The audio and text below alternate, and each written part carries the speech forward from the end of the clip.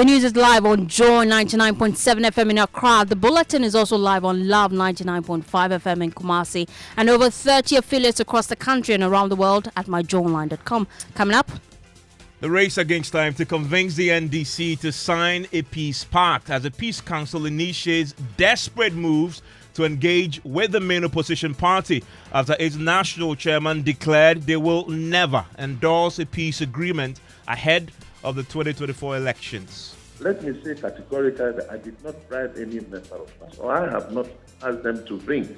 We've heard this concern. Our doors are still open to talk and to find out how do we address these concerns that have been raised. They are legitimate, they have concerns. We have the latest.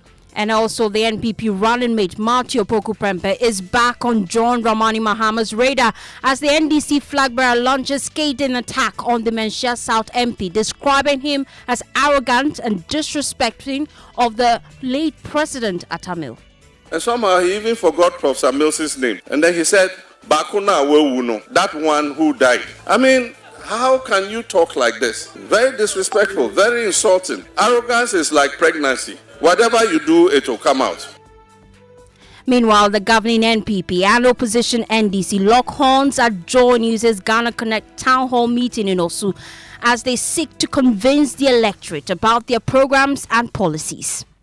Dr. Mahamadou Bawumia, who has demonstrated enough courage in this government to have championed the introduction of 36 policies. Let us bring what we call women's bank.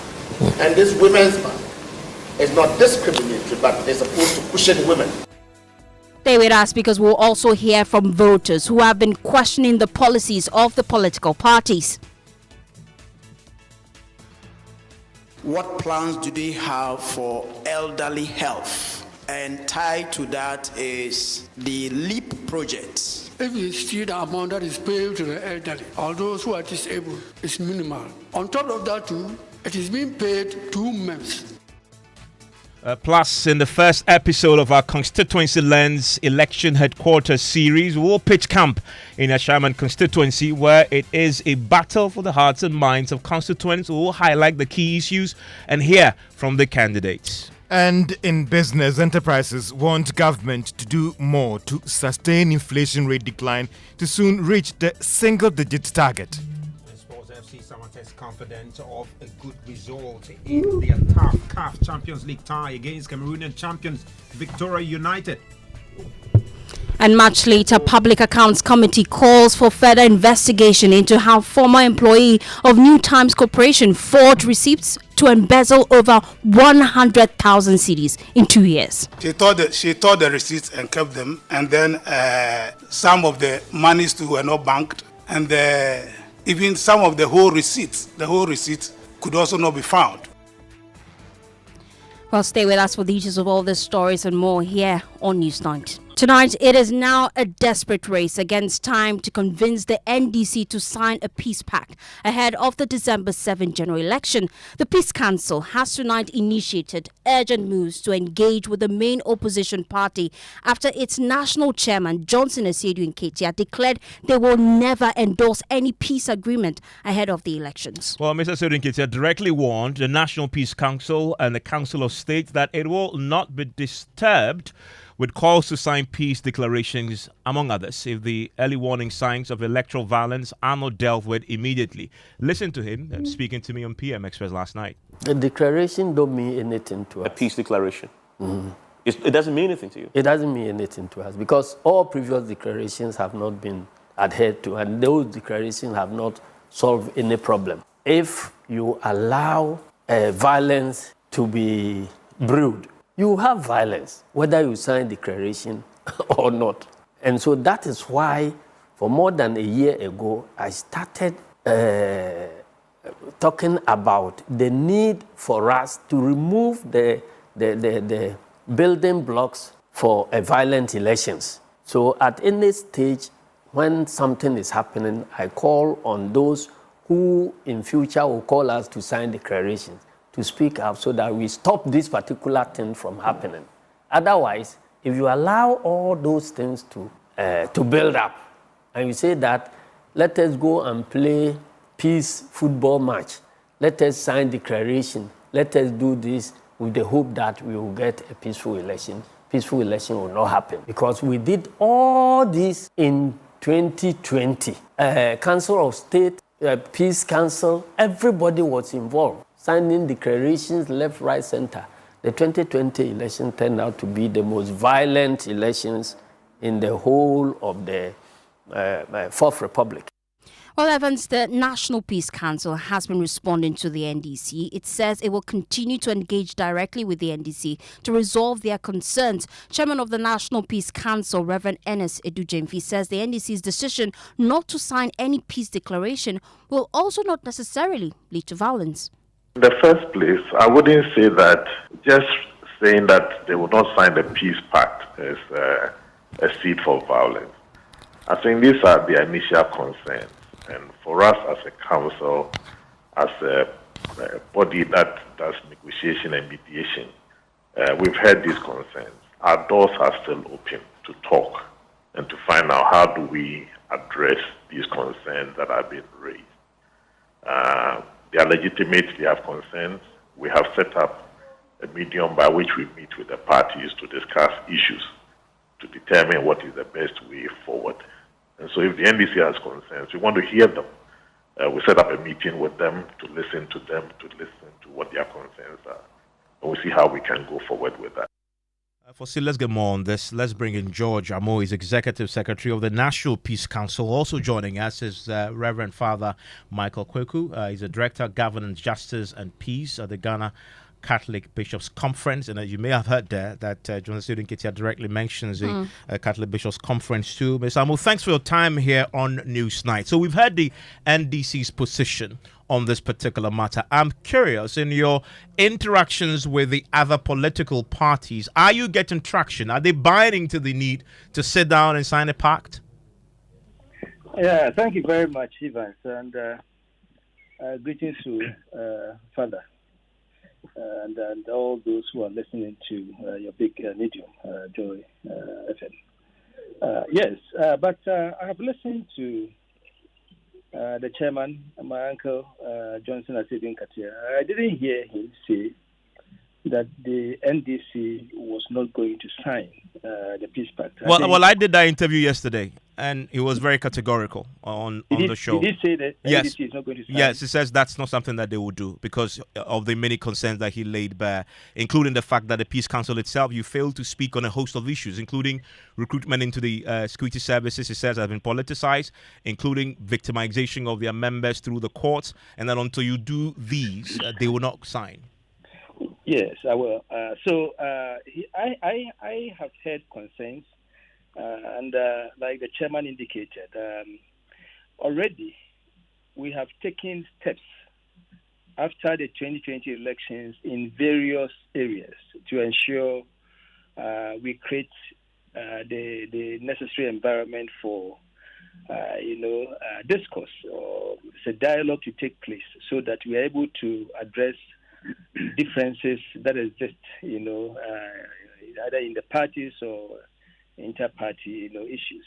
But this is a position that the NDC has expressed. I think it is not out of order.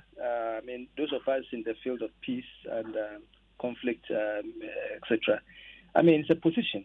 I think you rightly said it. We have to engage.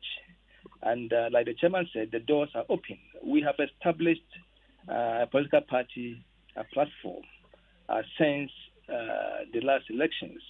The areas where the deaths occurred, the unfortunate incident, violence occurred in the 2020 elections, I can tell you, Evans, the National Peace Council has been to these places.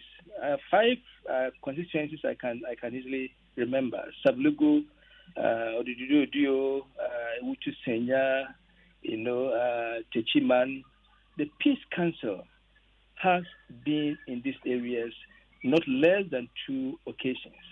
We cannot use the kinetic, we cannot use guns. We use dialogue, we use mediation, we use our good offices, and that we have done.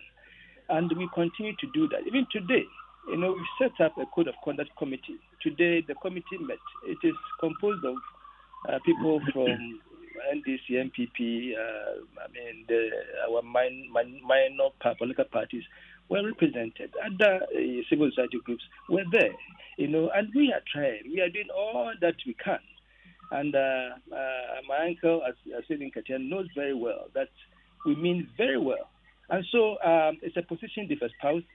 We would continue to engage, and that we would pursue with all the energies within us to ensure that we get this election right. We cannot miss it.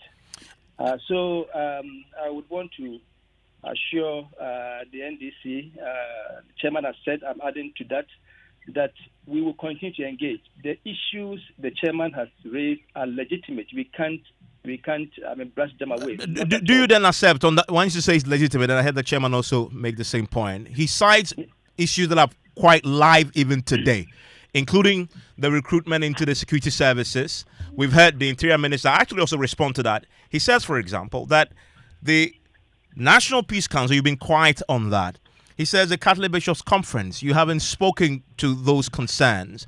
Again, you haven't spoken to the issues when they believe their members are being victimized, either by the security services or through the courts. And that is where the trust is lost. Do you accept that criticism, that it's time for you to be more vocal on these issues when indeed it transpires in the media space or actually happens? Evans, I think let's look at the outcomes of the efforts we do. The method may not be palatable, may not be suitable to all the sides. But you see, if I speak to Evans on an issue that is in the public, and I achieve the results I need, I think that is good. If I come public and I achieve the same result, it's good. But if, per our assessment, using the closed door engagement, it will be more useful, more enduring. Why not?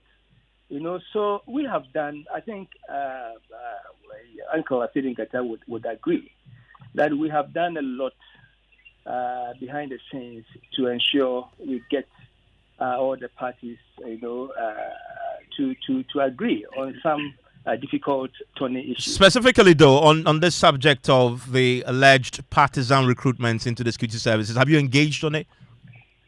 You see, we have. Your call has been put on hold. Please wait. We've engaged the IGP. We've engaged the CDS, both the current and the previous IGPs and the CDS. We've engaged them. The chairman would tell you we've engaged them. So there are so many things that we would not want to come public. But you see, we have a mandate. The mandate ends somewhere, and somebody continues. That is the arrangement we have given to ourselves as a people. The Peace Council has a mandate to facilitate and develop mechanisms for conflict prevention, management, and resolution. We cannot go beyond that. So when we for example, come to Joy, we want you to publish this for us. You agree, or you express concerns. We cannot go beyond that and come on your studio and say, do this for us because we want that done. You see, so that we should also agree that we have our limitations as institutions. We have a mandate that we have been given as institutions to implement, to enhance our democracy. I think for us, as a Peace Council, we will not claim to be perfect, not at all. But I think that over the period, we have done the little we can to contribute to the peace and democracy of our country. Also with me, Reverend Father Michael Kweku. Reverend, you've heard the National Chairman's concerns there. He also mentions the Ghana Catholic Bishops' Conference. Do you accept that his concerns are legitimate too? Well, good evening, Evans, and good evening to all your listeners. Well, every concern going into this election is worth listening to and paying attention and doing all we can to address them for the good of our people and for the peace of our nation. So why not? It is good to hear what the General has articulated as the concerns of the opposition NDC. So yes, the bishops have heard, they have listened. In fact, the general himself will acknowledge that the bishops engage all political parties, especially the main players in this political drama. Well, it seemed to suggest that it's not the engagement that they want now. They want you to be publicly vocal, condemning what they believe to be injustice across the board when indeed it happens to opposition parties, including them, and that you've been too silent on that. And that you can't turn around when it's now degenerating into possible violence, then to call them to come and sit around the table to sign a peace pact. Well, I think that as my brother has already said, when issues come up, we try every means possible to be able to engage those who are involved. Well, when issues like this happen, the bishops consult. They speak to all the stakeholders and to see which means under the circumstances are useful and helpful for resolving the matter. Well, the general has said that in some cases he expects a public addressing of the issue. We can't fault him for that, but we also think that we must employ all the arsenals in our quiver to solve a problem. So we don't think that it only and always has to be what somebody might wish. So if we feel that a public addressing of the issue is the most useful at the time, we will. If we feel that other means might be more effective, we shall employ that as well. But it doesn't mean that because something hasn't been heard publicly that the bishops are silent, because we don't have any interest in anything apart from the peace and the justice that must prevail in our country. So we don't have any interest in being quiet over it. In fact, we engage it as actively as we can, but it depends on which media, which mode we employ at whatever time that we think that will yield the most effective result. I mean, George, let me bring you in here. What about the other political parties? Are they willing to sign, the MPP and the others? Yes, as far as I can remember, Evans, even the NDC, until I heard this late news, I have been convinced that the NDC would have no hesitation at all coming on board to get this mechanism also done, as part of building a stronger democracy for ourselves and for our children. So the other political parties, as far as I know, I think MPP has not shown any indications that they are not going to sign. Even NDC, like I've said, just some 2 or so days ago, we are in touch with the leadership, not only the chair, but others, and the indication has been positive. And very recently, as last weekend, we heard from Brian Champon, the Agriculture Minister, who was on a campaign platform saying that they will win elections, in essence, through fair or foul means, any means possible. Have you publicly condemned this statement? Yes. You see, Evans, we've indicated here that there are ways that we would have to evaluate. But George, I mean, if the person said it publicly and what he said, there's consensus that it is very inflammatory, it is inciting violence. You're saying that instead of calling him out publicly and condemning him publicly, you want to call him to say tone down? No, I haven't said that. So what is the approach then on this particular matter? I remember the first publication that came that was attributed to him. We did a fact check with the Media Foundation for West Africa, and the fact check did not prove the thing that we heard that was in the public. I mean, you can cross-check with the Media Foundation for West Africa. You see, so and this latest one, we have to take our time. No, and this latest pronunciation, we have to take our time to listen. This what do you call it? the soundbite from the chairman that you played. I took time to listen to it a couple of times because I asked Joy, one of your colleagues, to send it to me. And personally, I didn't hear him say exactly that being categorical that we are not going to sign. So it is important we do analysis, content analysis, when issues like this come to our attention, so that we, as mediators, particularly mediators, it would be very unfortunate on our part to proceed to make some comment in the public when we don't have all the facts available to us. And it takes time, my brother, to get to understand the context and everything that happens. So I'm not saying that the Peace Council will not speak to issues like this in the public, but let us look at what will best serve our country and keep the cohesion that we have. George Amu, thank you very much. Reverend Father Michael Kweku, too, the Director of Governance, Justice and Peace, Ghana Catholic Bishops Conference, also speaking to us on this particular subject. So we've heard from the NDC National Chairman making the point about what their position is on these peace pacts going into the elections. What about the governing New Patriotic Party? Thankfully, we can speak now to Henry Nanabuacheze, MPP National Organizer, joins us on the line right now. Thank you very much, Nana, for your time here on Newsnight. Will the NPP sign a peace pact?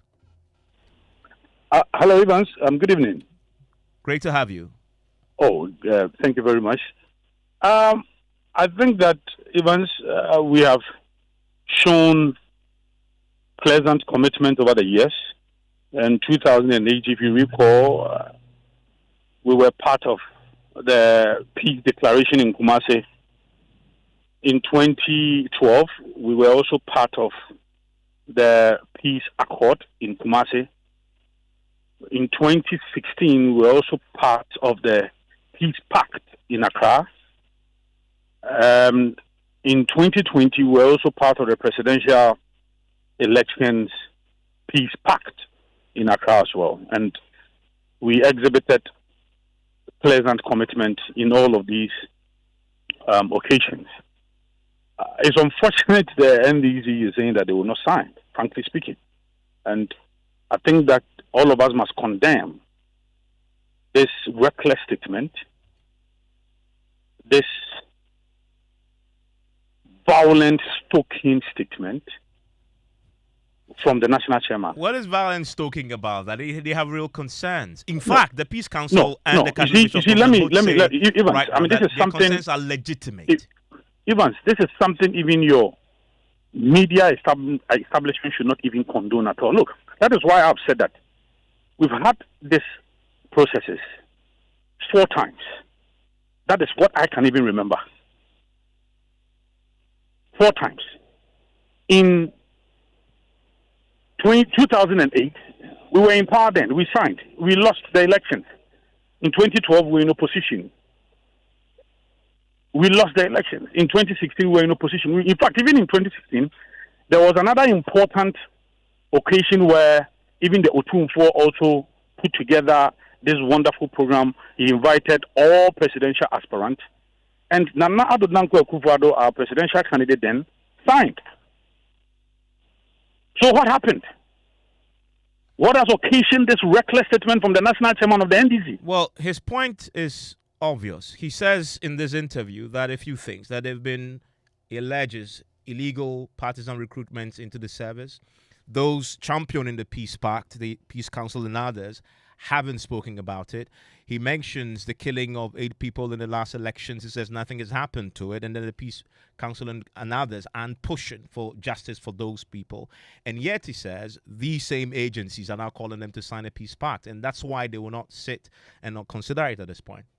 Evans, if you want me to begin to list violent-related instances affiliated to the NDC, we will not finish your program.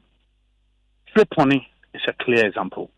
So the fact that we've had some pocket of violence here, that warrants the national chairman of the NDC coming out to say that. And indeed, that is the view of the presidential candidate of the NDC. That is the view of former President Mahama. They are only laying a certain foundation to reject the elections because they know they are going to lose. Because what has really happened? Nothing has happened. Yes, we have had some pocket of violence, some pocket of incident. The police is in charge of that. So because of that, you are saying that you will not sign the peace pact because what? You intend to perpetuate violence? They lie back. Look, this election is going to be very peaceful. It is going to be very fair. It's going to be credible. And the new patriotic party will win these elections. Look, if Honorable Brian Champon is so confident that his party is going to win the elections, and some people would want to put a certain spin on that statement, it is their own problem. So what, you were expecting Honorable Brian Champon on a campaign platform to say that, look, we are going to lose. And indeed, I recall. And when he says, he didn't just say we're going to win. He says, quote, so whichever means we'll use to win the 2024 elections, we'll use it. Then he goes, they can go and bend the ocean. That, you say, if we are going to campaign very hard, if we are going to make sure we apply the right strategies, we are going to make sure that we train our people very well. Every means. Why should your mind even be tilted towards the negative aspect? Why? Henry, thank you very much. That there is Henry Nanabuachi. He is the MPP national organizer. And I want to hear from you tonight, 02443 0255111997. Coming through, Charles in Legon says the man who led the Ayawaso violence said it was a dress rehearsal for the 2020 election, and it happened even after the parties signed a peace agreement. Hasn't the Peace Council head Brian Champon and Lord Kome say the NPP will not hand over power even if they lose? That's a question Charles is asking from Legon. Sonny says, why is the Peace Council worried about the NDC's refusal to sign any peace pact? Are they not hearing the president saying he will not hand over power to the NDC? What have they said about that too?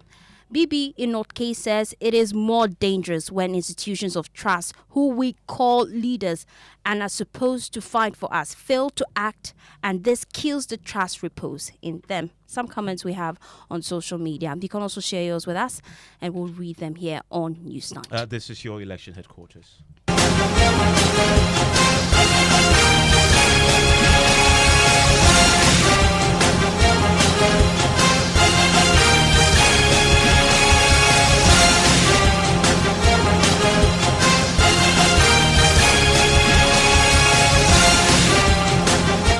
And your election headquarters is always brought to you by Petrosol, clean fuel in full quantity. CIMA, the Chartered Institute of Management Accountants, AICP, and CIMA, together as Association of International Certified Professional Accountants, the German Ozone Medical Center, Alternative Therapy, Dental Wellness and Beauty, Top Boss Technologies, a convenient service, Youth Break Foundation, bridging gaps for positive youth development.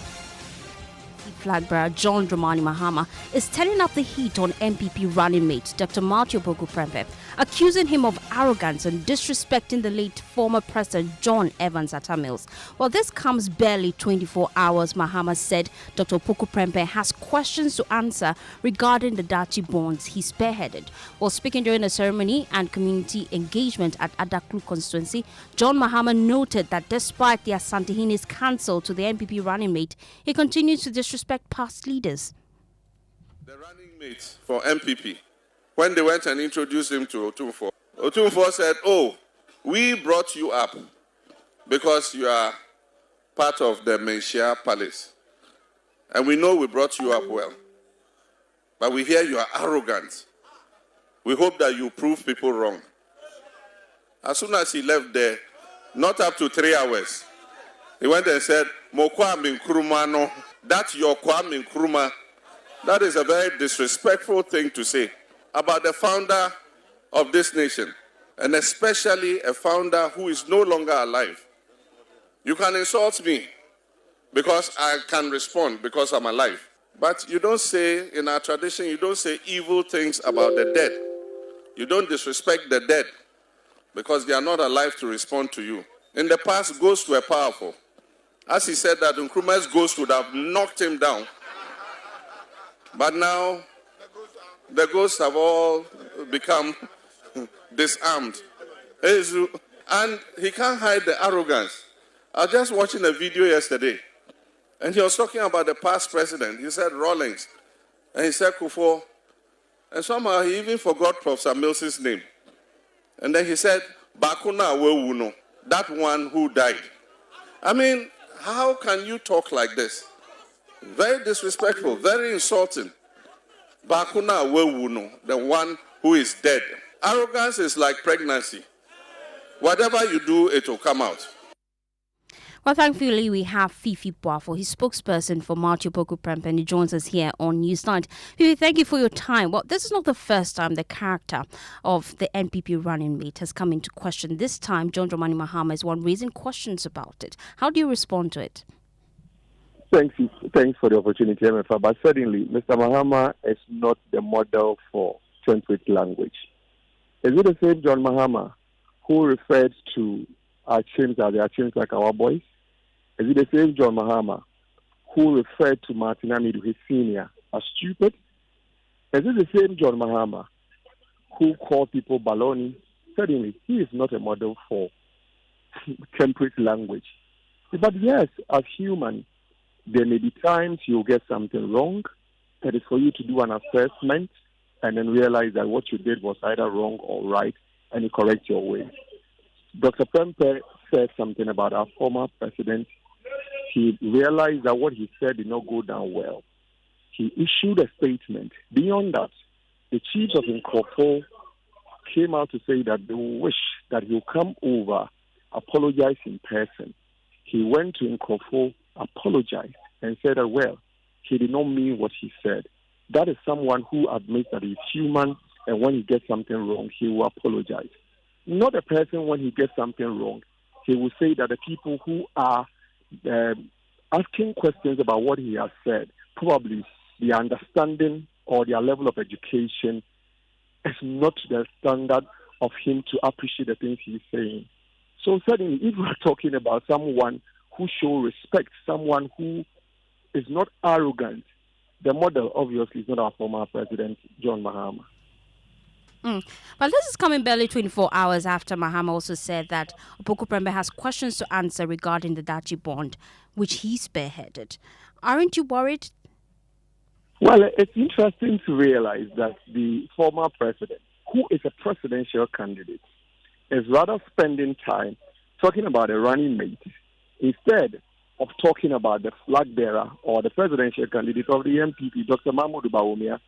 Dr. Bawumia has been vice president in our country. Our former president, John Dramani Mahama, as the vice president. Their record is available for all of us to access. Indeed, former President John Mahama has become president of our country. His performance as president is available for all of us to access. Dr. Bawumia is yet to get the opportunity to be our president. But of course, he has demonstrated what he can do as the vice president, waiting or seeking the opportunity to be president. So if you are now moving and then your attention is rather on the running mate, it is interesting. But for us, it's a welcoming news that he wants us to talk about stewardship in government. Stewardship of Dr. Prempeh as education minister is something we are very much proud of. Yesterday on your network, I shared with listeners what he was able to do as education minister with reference to the Dachi bond, completing over 3,000 projects. Can his running mate also produce evidence of work done to the extent that she was able to complete over 3,000 projects at the Ministry of Education? We are not even talking about SHS and what Dr. Prempeh, of course, under the instruction and the direction of the president, was able to achieve with the free SHS policy.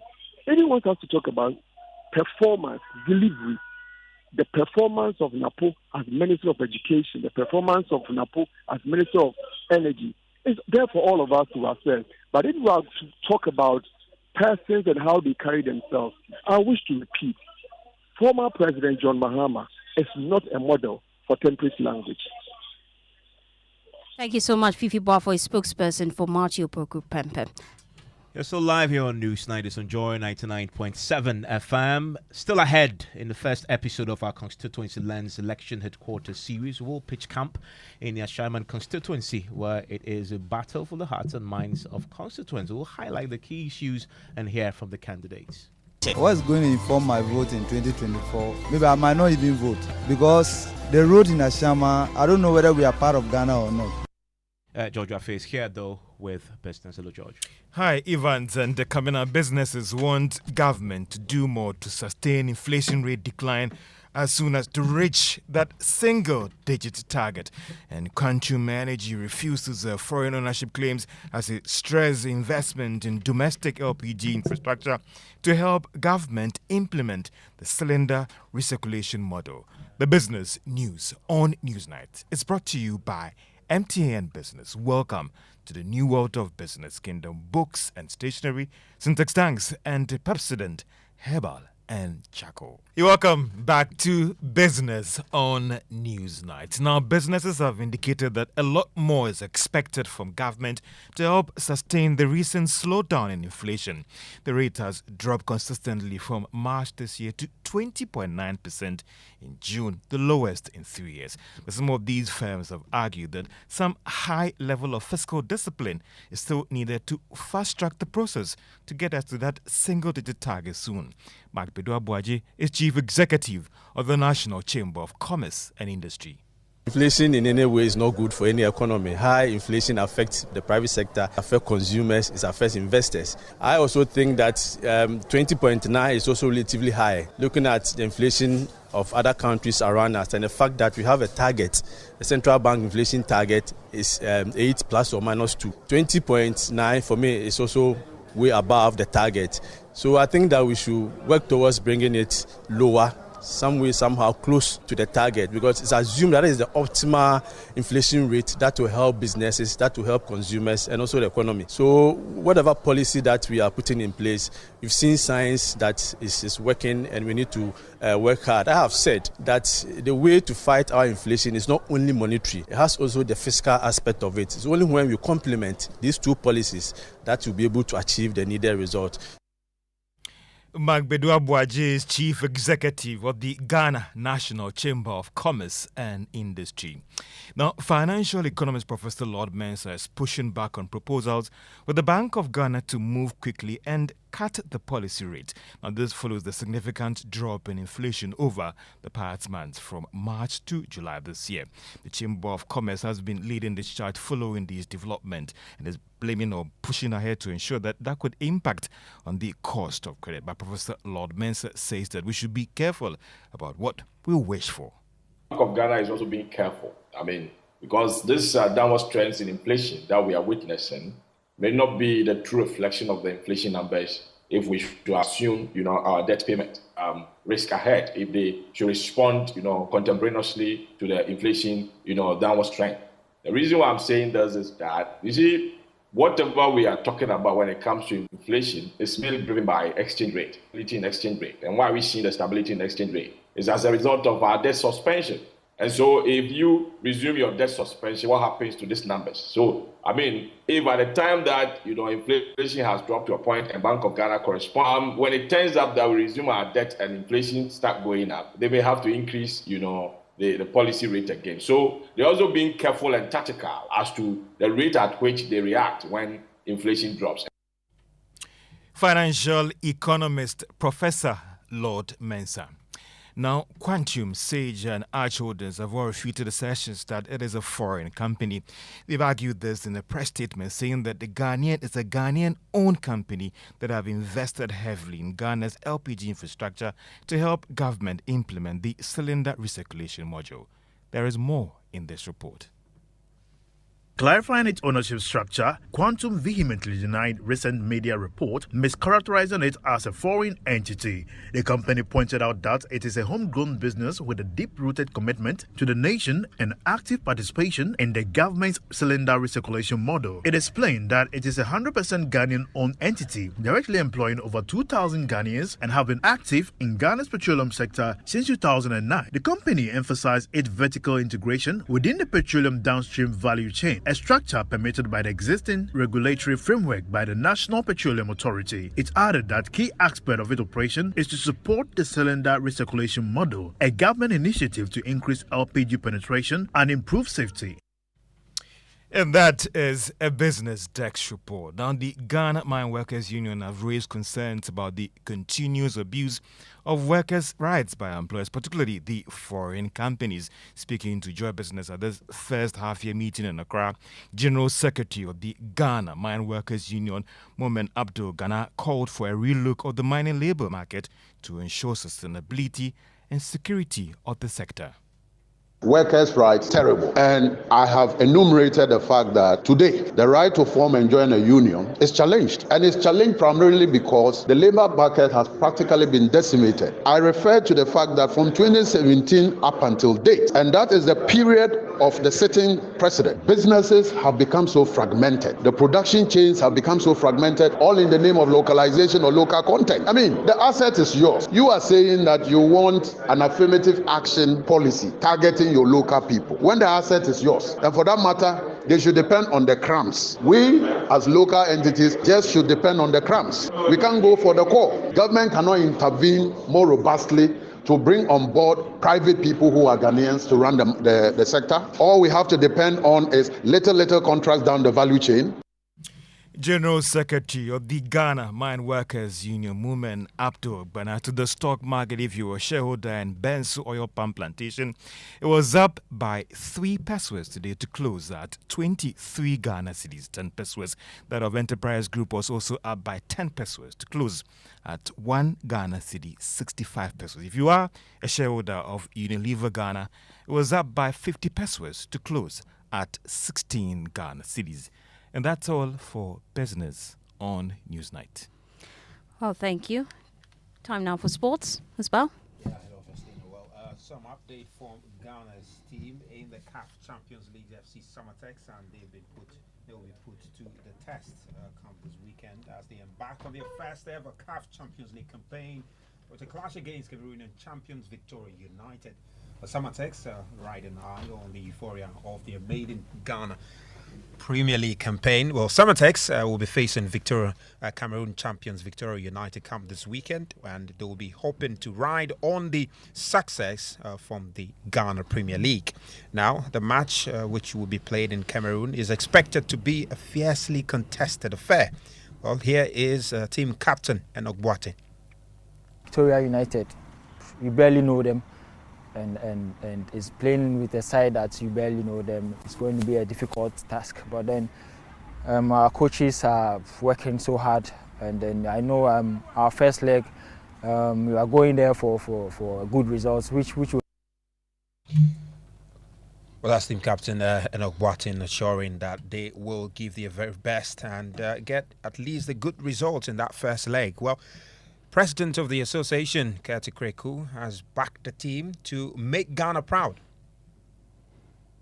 When you go there, they will say the champions of Ghana. They will never say the champions of Summertex. Never. In fact, Summer Boy will not even come in. They will say Ghana. So you are ambassadors of our dear country. And you go there as proud champions. Your colleagues have done it just a few months ago. It's your turn to go the extra mile to put Ghana back on the map of where we belong. I have no doubt that there's quality in this squad. I'm not in doubt. Neither is anybody in this country, because you are champions. And you truly won the Premier League on merit.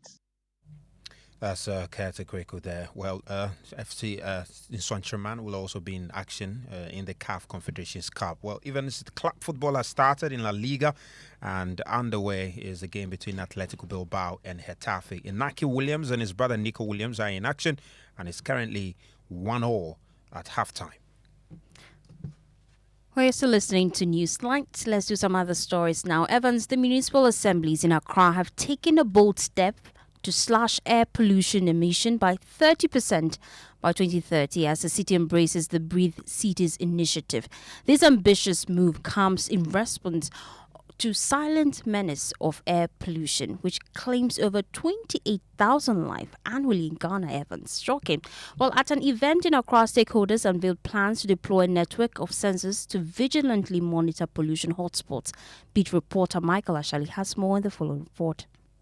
In 2019, Ghana saw approximately 23,000 deaths from malaria, 14,000 from HIV/AIDS, and 10,000 from tuberculosis. Alarmingly, air pollution caused even more fatalities, with at least 28,000 deaths that year. air pollution has become a major concern in Accra. With high levels of particulate matter, people breathe these things in and it affects their lungs and how the lungs perform. Factories and waste burning are to blame for a lot of pollutants, but transport, especially the old fleet of trotros, is the biggest single contributor. Ayawaso West Municipal Health Director Dr. Louisa Ademki-Mate explains. For the past 3 years, in most districts, you will see that respiratory tract infections are high on there.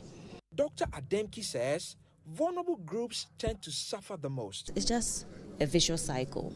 Because you don't have the money, now you are getting sicker. It just perpetuates the poverty. Desmond Apia, country lead of Clean Air Fund, says there's an urgent need for a more comprehensive research. The outdoor or ambient air quality is getting worse. And so it means something is still not clicking, something is still amiss. There's not a lot of localized research, and that's what we are trying to change in our system. The city of Accra has now joined the Bridge Cities initiative. It is a first of its kind initiative from Clean Air Fund, C40 Cities, and Bloomberg Philanthropies. And we hope by the end of the process of the Breathe Accra, we would have been able to reduce the pollution levels by a good 30% or so, because at the rate that it is going, it is not healthy for any of us. A network of 60 low-cost sensors and reference grid monitors have been installed across the city to provide real-time air pollution levels. Adentan is home to some of these sensors. The early data is already making a difference. Quickly, we deployed people. They realized that there were issues. One had to do with some burning that was taking place. So quickly, action was taken. Jacob Johnson Atakpa, project coordinator of the Green Africa Youth Organization, GAYO, says they are also making progress with support from Clean Air Fund, as well as recycling all the recyclables there are in the system to ensure resource efficiency and sustainable production and consumption. According to the WHO, meeting the air quality guidelines of 10 micrograms per meter cube for PM2.5 could prevent more than 1,000 deaths annually in Greater Accra. For Joy News, Michael Ashale.